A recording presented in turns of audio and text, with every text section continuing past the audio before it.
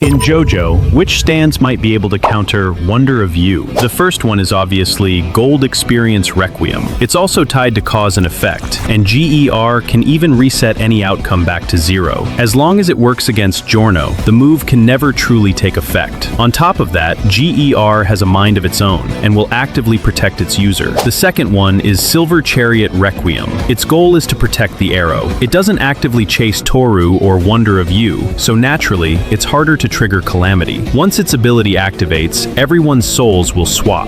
Give it enough time, and Toru might even completely lose his original identity. The third one is Bohemian Rhapsody. This stand is basically rules gone out of control. No one can predict what happens next. Even Calamity itself may not be able to control the situation. The fourth one is Weather Report. As long as you don't actively observe the target, Calamity actually has a hard time locking on, and Weather Report has an enormous area of effect. Strong winds, heavy rain, frog rain can all directly change the battlefield. The fifth one is D4C Love Train. The Wall of Light can redirect all misfortune. As long as the president stays inside the Wall of Light, Calamity will have a hard time truly reaching him. Which other stands do you think could truly counter Wonder of You?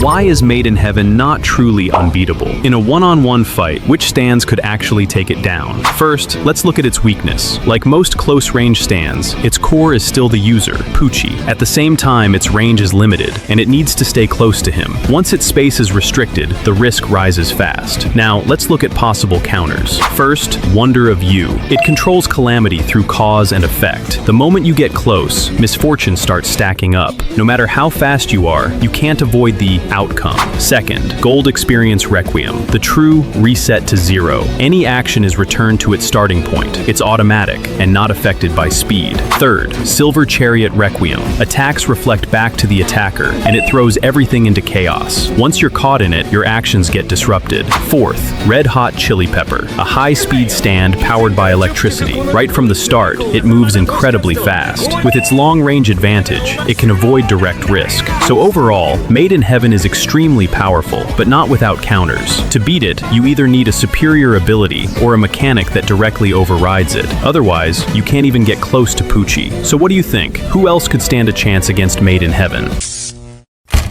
Is Wonder of You really the true king of Calamity in JoJo? Because honestly, the most dangerous thing might actually be frogs. In JoJo, a surprising number of characters who interact with frogs end up having terrible luck afterward. First up, Will A. Zeppeli. All he did was use a frog to demonstrate Hammon to Jonathan, but not long after that, he suffered a fatal injury. Before dying, he passed his final Hammon energy on to Jonathan. Then there's Dio. Even though he never directly harmed a frog, he clearly looked down on them. Later, he was defeated by Jonathan, and then completely overwhelmed by Jotaro in Part 3. The Stardust Crusaders also seemed to get hit by the frog curse. While traveling through Hong Kong, they ate grilled frog, and later on, Avdol, Kakyoin, and Iggy all fell during the journey. Polnareff even lost his original body, with his soul eventually ending up inside a turtle. Then came Golden Wind, where the frog rule got even crazier. Leaky Eye Luca attacked a frog, and the damage reflected right back onto him. Risotto used frogs during his ability, only to later be defeated by Narancia. And Diavolo used a frog as a phone, before eventually getting trapped in an endless death loop. What other hidden curse rules or patterns have you noticed in JoJo?